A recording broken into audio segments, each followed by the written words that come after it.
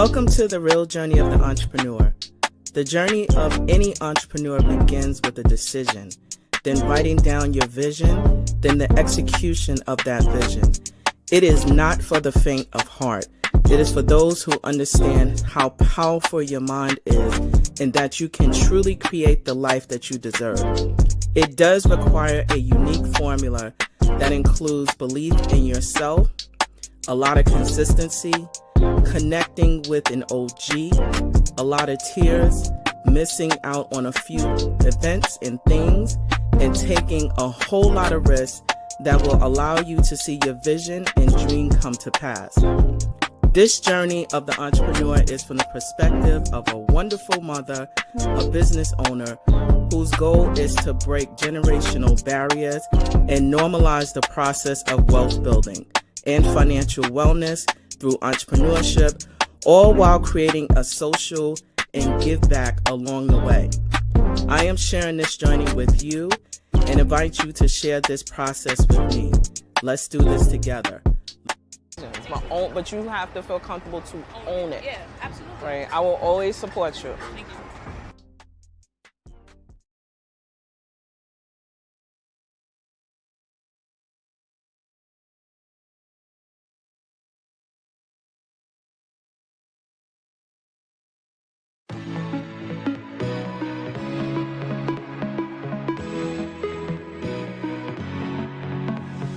Welcome to our fourth annual Full Circle Business Project.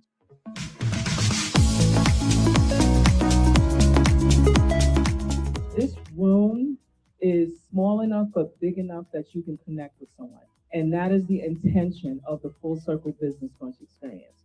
Being in business is not a competition. We all can win at all levels. We come from a lot of poverty. How do you break out of the scarcity mindset as a small business?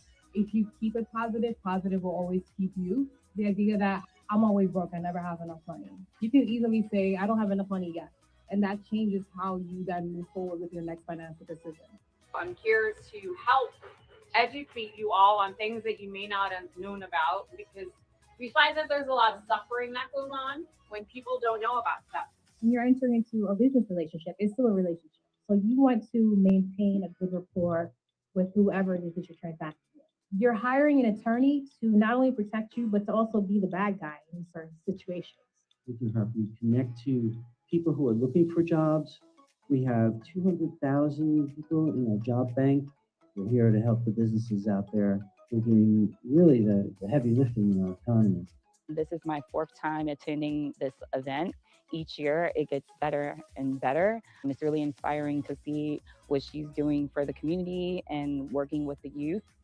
Why I wanted to start my business is because my mom was working too hard, right? I want to have my own business, my own clothing to wear on the street. This is an amazing, amazing event with lots of knowledge for business owners, business starters, and just who's thinking about getting in the industry. Hope this continues to be an annual event for those who want to learn more about business and get into the business space. Thank you for being a part of this transformational experience. A brighter day tomorrow will bring. Oh.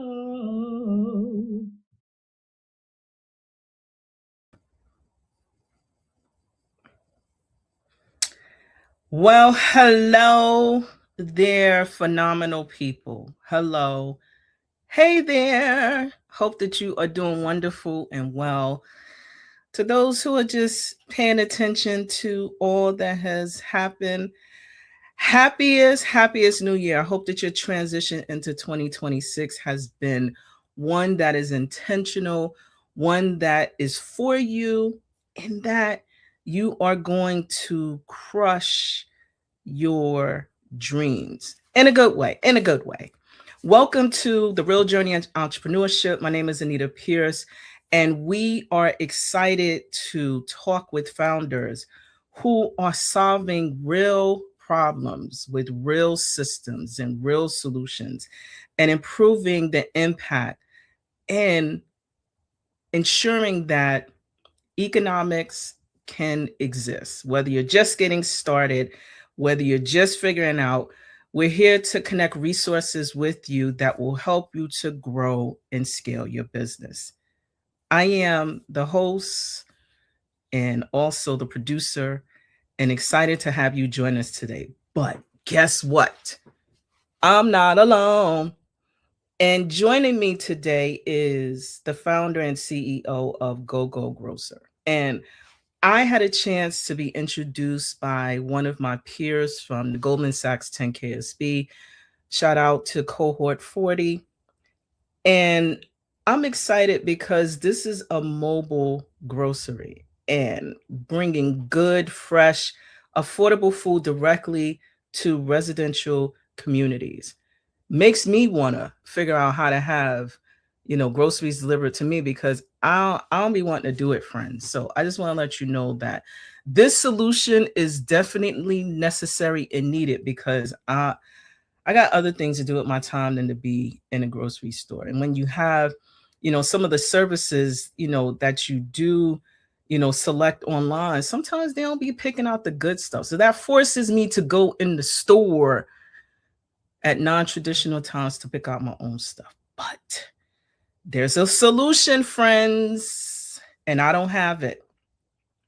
My next guest is the founder, CEO of Gogo Grocer. And instead of relying solely on delivery apps, expensive and very expensive because the cost of food has gone up significantly, we have an engineer, a technologist, a system thinker that is going to bring in all of the resources to help us solve the problem.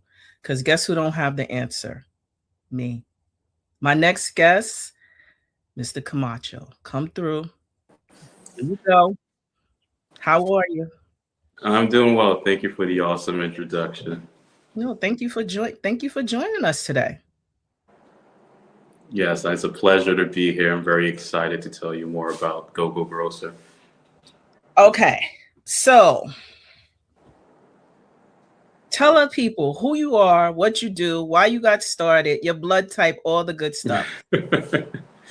Well, I'll save you the trouble. I don't know my blood type. I should probably figure that out. But yes, my name is Chrystoff Ma'ach Camacho. I am the son of immigrant parents who moved here to America from a small island called Aruba. Some of you may be familiar with that.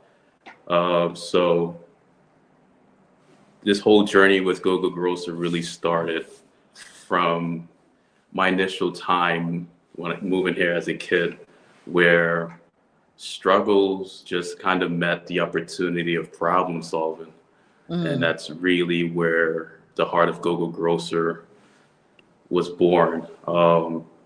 So I remember moving to California about 4 years ago now, and I started my career off in the pharmaceutical industry. Halfway in between my contract with that company, I was unfortunately let go. But it was at that very moment I decided to take public transportation for a change, because I haven't in a long time. And that's when I saw a young mother with 2 kids hauling bags of groceries coming out of the bus. And that just took me back to a nostalgic feeling of watching my own mother doing that quite often, maybe a couple times a week, just getting on the bus, going to the grocery store. And I immediately just thought that there has to be somewhere that's easier, something better than having to rely on public transportation.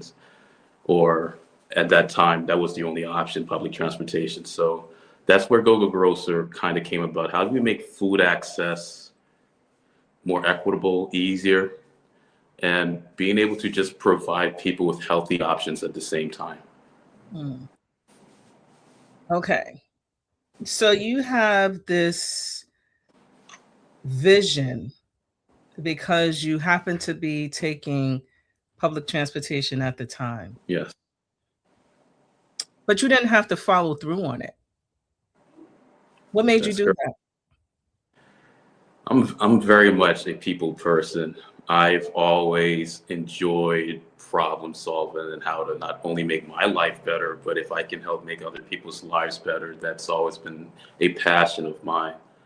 And it really just what kind of fueled me from just, hey, this will be a good idea to like, can I make this a reality? So I don't run away from problems. I like tackling it head on and figuring out very innovative ways to problem solve it. Because quite often, the solution to the problem isn't, in my opinion, as hard as it seems sometimes. It could be just as simple as just giving it a little bit more thought and thinking outside of the box.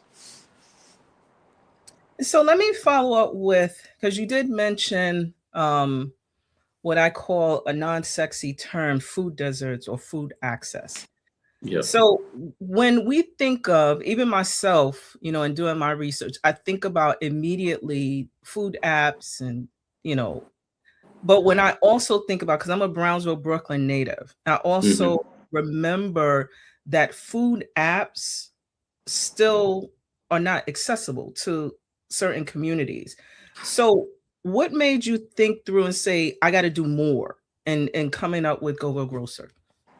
Yeah, so you're 100% right in saying that food apps, they don't necessarily solve the problem that we're facing when it comes to food inaccessibility. So my solution was, instead of people having to go to the grocery store, why don't we just bring the grocery store directly to them where they live? So the model we like to use is an ice cream truck, but for groceries. So essentially taking that same type of platform and putting tons of nutritionally good and healthy food on the vehicle and going directly to residential communities where we know there are people that would benefit from this service. So I remember, now you're bringing back good old memories, right? We used to run to we would hear the ice cream truck, we would run to it because we knew that it was hot and we wanted the goods, right? Whether it was good for our tummies or not. I found out later in life it wasn't really good, but that's fine. So in taking what you mentioned, how do you, because I love the idea. And as I mentioned in my opening, there are times when I just do not want to be in the store. Sometimes I may forget stuff and I'm like, oh, well, we just going to improvise because I'm not doing it. Right. So how do you market that to ensure that someone like me, right, would want to utilize the service that you're offering? Yeah, it's a very great question. So we pretty much position ourselves as a residential amenity, a turnkey solution that any property manager or owner can bring us on board at no cost to them. So think about condos, apartment complexes, apartment buildings, senior housing centers, whatever it may be. We offer ourselves as an add-on amenity. So that allows us to be easily integrated, or I should say, allows us to easily partner with those communities. And then additionally, on the customer end, there is no delivery fee. So you aren't paying for us to show up to your community per se. So that puts us already at a competitive edge toward, when you think of Uber Eats, Instacart, where those high fees, not everyone can afford it. Some people just don't want to pay the additional fees. And the biggest thing is our reliability. So we come to a schedule agreement with these communities where we bring our Gogo Grocer vehicle to the community maybe once a week, twice a week, on a set schedule. So this allows the residents to get used to that schedule and kind of fall into the rhythm of knowing that they can expect us on these dates at these times.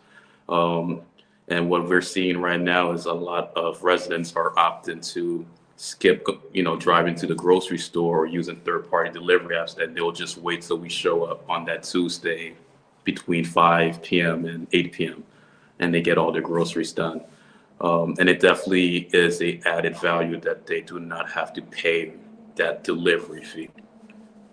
So essentially, we also don't jack the price up on the goods that you'll find on our vehicle. So whatever you pay inside of a normal store for your regular items is what you were expected to pay on our platform as well. So forgive my poor comedy, right? So if I wanted like oxtails, right? You know, because that's a traditional Caribbean dish. Yes, it is one of my favorites. Mine as well. So how is that part of the traditional partnership that we can get or we can order? Like walk us through. I make a phone call and I say I want. All right, so I'm gonna walk you through quickly how our business model sort of operates. So we are a B2C and a B2B business. So I already explained to you how the B2C segment of it works, where we partner with residential communities and we sell directly to the residents that live in those communities. Now on the B2B end is that we partner with supermarkets, your local supermarkets. It could be your big brand supermarkets, and we use our vehicle as a mobile extension to their flagship store. And we leverage their low turnover inventory, essentially bring those inventory on our vehicles, and we're able to essentially have higher inventory turn rates. So we, as like I mentioned, serve as a mobile extension to their supermarkets. Now, as far as what we carry on our vehicle, we do a very good job by collecting dietary surveys with every community that we partner with. So with this survey, it allows us to get a good understanding of what types of products we should bring to these communities. So in your case, if you just happen to live in a more affluent Caribbean residential community, and that's a hot, product that, oxtail is one of something that everybody wants, then we will work to partner with a supermarket or local retailer that does carry those options, so that we bring exactly what the community wants to buy from us. So how do you maintain affordability? Yes, so because we operate as a mobile extension to the primary grocery store, we make revenue by charging a commission based on sales that we generate at each community that we sell at. So that's how we are able to maintain profitability without having to extend a delivery fee to the end customer. Our paying customers are the supermarkets, essentially, and we sell their products through our vehicle on their behalf, helping them to generate additional income while we pretty much just serve as a distribution platform for those products. I so love this. I'm curious about, so essentially you are solving an important need, right? Yes. And it's connected to overall mission and impact. How do you protect what you're doing while still growing? That I'm really curious about that, because there's always, even from my experience, like you want to do the work that you're passionate about and scale. Like, how do you still maintain that without disrupting your mission while growing? Yeah, so starting a company, there's always some level of vulnerability and exposure. I think it's just the natural part of trying to grow your business. So for us to really maintain our competitive edge is the community itself.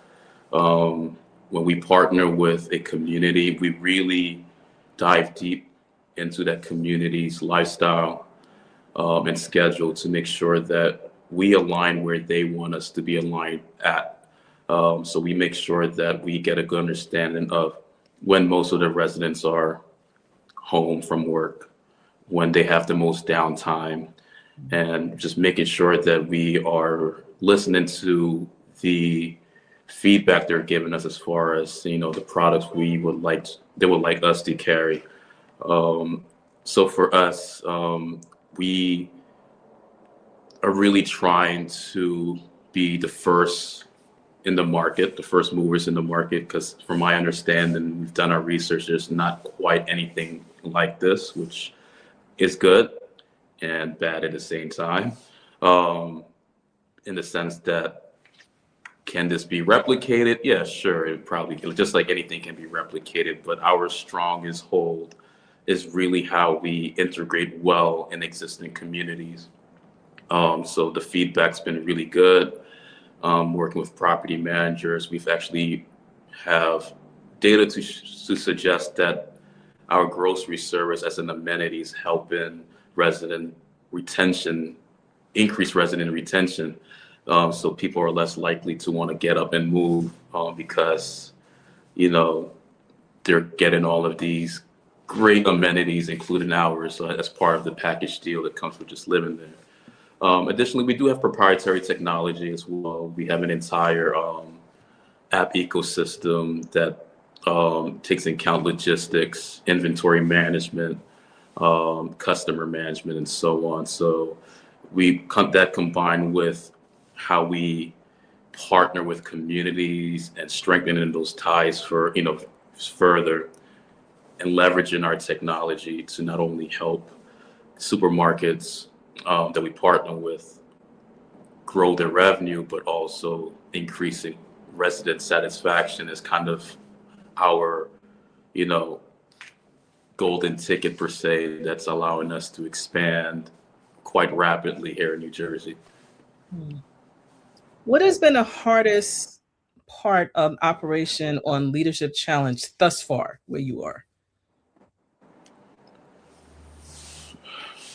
It's a good question. I think the toughest part of being a leader in my position would be making sure that you do everything you say.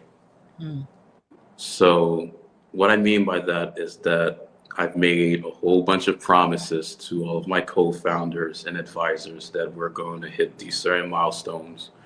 And I was able to fulfill those executions. And sometimes being able to hit those milestones, it does require a lot of sacrifice and discipline.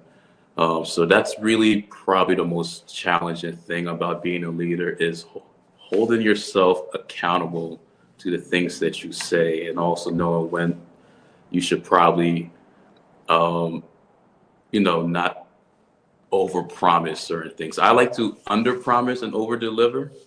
So that's kind of been my strategy. So that's been working very well, but that's been probably like one of the hardest challenges, being in a leadership position. Yeah, that's the secret sauce. You over-deliver, under-promise. That's like the secret sauce. So how has being a founder changed your thinking about leadership and accountability and responsibility? Because you have team members working with you, alongside you, to help you to move this forward. What has changed about how you think, if anything? Yeah, it's a combination of being rigid and flexible at the same time. You want to kind of maintain some elasticity to you, but also be in, you know, in a set form where you're not constantly pivoting or just all over the place. So for me, what's changed a lot was my ability to play both sides, you know, being able to fail fast, as I like to say. If there's something that's not working, we quickly go back to the drawing board and we try to come up with something better, give that a try. If that doesn't work, we keep repeating that process until we get something that's worked. So that's where the flexibility comes in, not being set on this is what we're going to do and not taking account anyone else's feedback. So I work very closely with my team. I very open ears to them, listening to their feedback. and constantly pivoting if we need to in order for us to get to the milestones that we want to hit. And then the rigid part is making sure that we stay true to our mission. So although the road to success may pivot or change, the end goal should always remain the same. And it's always, how can we make food access more available for people across New Jersey? And hopefully just nationally as well. Yeah, that was my next question, because I don't live in New Jersey. So what are the plans for expanding? What does success look like for you as the visionary over the next few years? Like, what does that look like? I don't live in New Jersey. So you telling me I gotta stand up and go cross state lines just to get this good stuff? Well, you won't have to do that for too long. Our goal is to expand nationally. So if you take a look at the data, we have about 45 million people here in the United States that live in these classified food deserts. So that's a lot of people.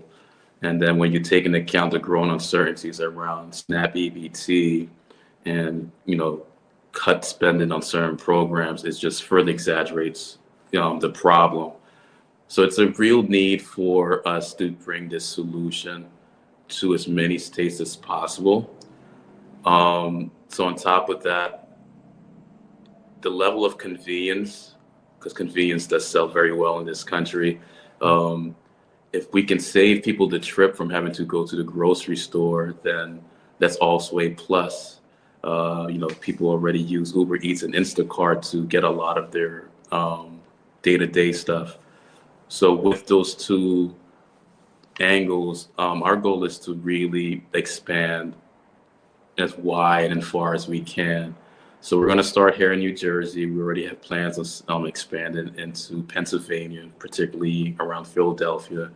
One of my co-founders does live in the Bronx, New York. So we also are we're already looking at neighborhoods and communities in New York, and particularly the Bronx, where food deserts are a common issue. I like to call it food swamps in those types of areas, because when you do have access to food, but is it healthy food? And a lot of people still have to take public transportation to get to their nearest supermarket. So it's a need that we see, and a solution that we would like to bring to all 52 states if we can. Yeah, I would love to see that. I mean, as you heard, my selfish reasons. I'm not like my family, they judge me because I'm old. Like, I'm the early person. I don't like to be, around like crowds when it comes to like food. I like to get in and get out. I don't want the lines. So for someone like me, that would be like a huge bonus. But now I'm curious, because I see that, you have plans to expand in other states. Have you considered focusing in on connecting with farmers and getting food directly from the source? Yeah, so that's something we are looking into. We would like to expand the merchants and suppliers that we work with, so that we are constantly improving our product offering, and how it can get any more fresher and healthier when it's coming directly from the farmers themselves. So we have been in early discussion with local farmers here in New Jersey about potentially partnering with them, so that we can have access to fresh fruits and vegetables here. So that is something that we are very much interested in bringing and doing. So now, curious and question, right? So now this is me being nosy. As you go throughout your day and you're in your reflective point, what keeps you grounded and motivated? Because I have been an entrepreneur for 10 years, and there are days when, what keeps you motivated?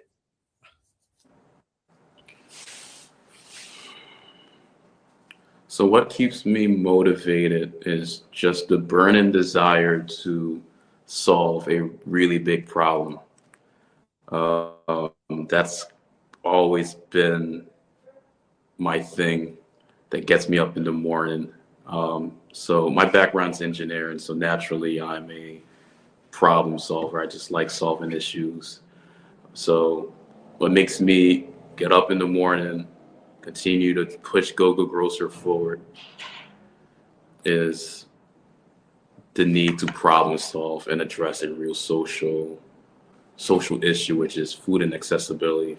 And because I was directly impacted by that growing up, it's just something that's been very close to my heart. I watched my parents, being immigrants, struggle to just go from the supermarket and getting us everything we need. So that, coupled with my burning desire to actually fix problems, and I'm talking about problems that affect humans, like people, day-to-day people. It's just something that I want to do. I'm inspired, right? And if there's anything that we can do over here to help promote, advocate, please give us a holler. But what advice would you give another entrepreneur who is curious about trying to build solutions and solve problems such as what you're doing? I would just say go for it. Do it. Do it. One of the biggest things in life that most people would regret is not giving something a shot. You know, what do they say? You miss 100% of the shots you don't take. I 100% believe in that. So if you have an idea, especially one that's aiming to solve a really big problem, I think you should full-heartedly go ahead and do it. And on that note, we're done, right? But not yet, because we're gonna do my famous rapid fire closing questions. I just want to see if you are ready. I'm ready. Let's go. Let's do it. You ready? Ready? Yes. Go. Are you a builder or a visionary? I'm a builder. Systems or people? Which ones comes first? Say that again. I'm sorry. Systems or people? Which comes first? People. You gotta build systems around people. You don't build people around systems. Are you a early morning riser or you work overnight, 2-3 o'clock in the morning? What's your jam? Can I pick both? Because I'm kind of like, I'm both. I'm up early and I'm staying up till late. Just the life of an entrepreneur. Are you reading books or are you doing a podcast? I'll probably do a podcast. Yeah, I probably should read more, but I'll probably do a podcast. That's an honest question. May I share your website? Yeah, go ahead. Totally. I would love for you to share my website. So why I became so fascinated, one, because fun fact, I'm greedy, family. I love food. So anything connected to food, I love selfishly. But I loved the way the presentation of I'm calling it a van, but what is the proper termination? Is it a van? Is it a mobile? Like, tell me what's the proper terminology. Yeah, a van, truck, I think is more so a truck. We take ice cream trucks and we convert them into mobile markets. So I would say a truck, yeah. Friends, look at the brilliance, right? It's not, I mean, come on. But I loved how, you can go outside if you want. It's like a mobile market that you can extremely go to, and it's just right there. You cannot beat this. So I am going to ask, where can we find you, support you? I know that you're on Instagram and you have like the website, but if we wanted to download your services, where could we check you out? So if you want to support, you can follow us on LinkedIn and Instagram. So that's always a great way to show your support. We also have a mobile application that's you can download on the iOS store. Although our service is limited availability, it depends on where we can provide our service. And right now, we're just limited to northern New Jersey, but you could always download our app, provide your feedback. We're always open to feedbacks. And those are some ways that you can support the company and its mission. And then we also have the website, which is scrolling for those who will be watching this, which is GoGrocerGo.com. I have Correct. it.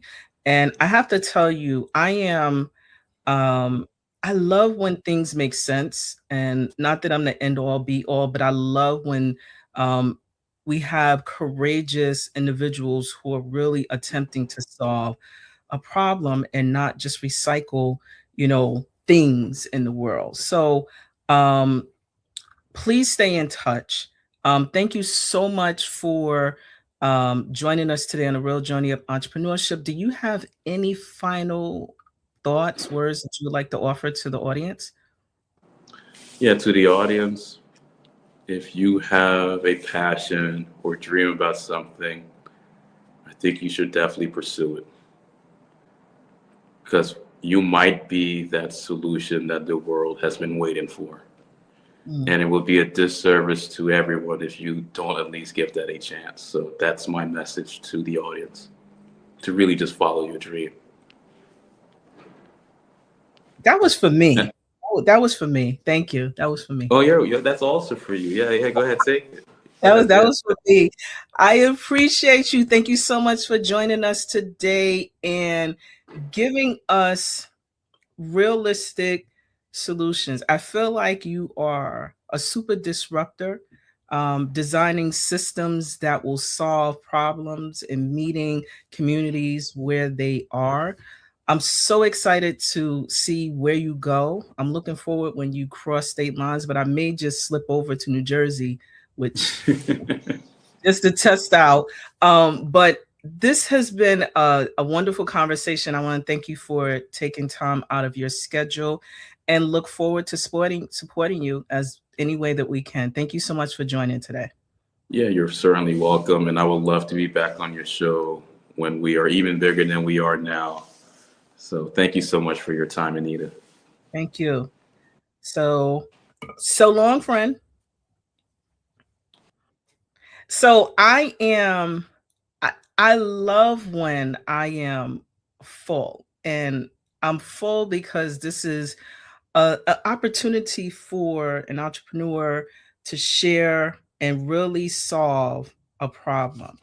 Shout out to Akash and his team at Gogo Grocer that they are going to be solving a problem. And also, if you again are looking to gain access, learn about it, even if you're not within the specific area in which this mobile grocer exists, you can still shout them out and share and support and go on LinkedIn, Instagram, check out their website, or just get curious about what it is that they're offering, because I can tell you, if they were close to me, I definitely would, because as I mentioned, I'm not her.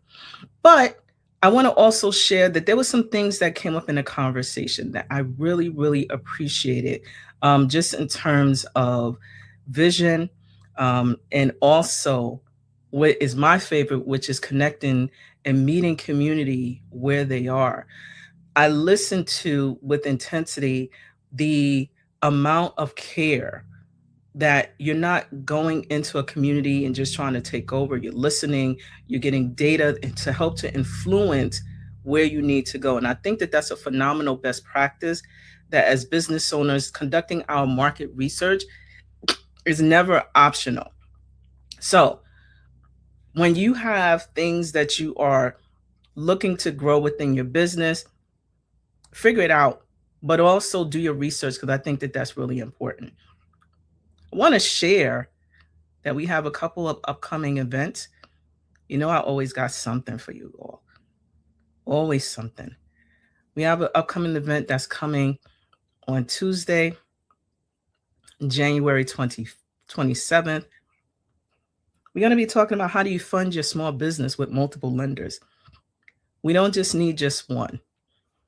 Also, is government contracting right for your business? Maybe it is, maybe it isn't. But if you can check us out, we're here. You can register for all the complimentary events, they're there. We have another one that's coming up, leveraging AI for marketing and business growth, something that's important. AI isn't going away. And then the other thing deals with workers' compensation. We all need workers, but we also need to know how to remain compliant within the states that we're conducting business. So, you know, check us out, like, share, and follow us at 11375. We're on all of the platforms, all of them, every platform, 11375. And if you're interested in connecting with us and booking on our show, you can do that as well at 11375. So I want to thank you for joining. Stay tuned for more episodes. And please do not forget, support the small businesses. They support and create communities of impact. So long, friends. Welcome to 11375. My name is Anita Pierce, and I am your Chief Experience Officer.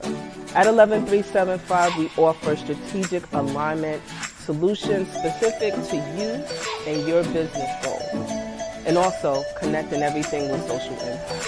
So if you are looking for a really amazing organization where we help you to focus your strategy and connecting it with social impact, please do not hesitate to reach out to us. We are on all the social platforms, and you can contact us at 11375.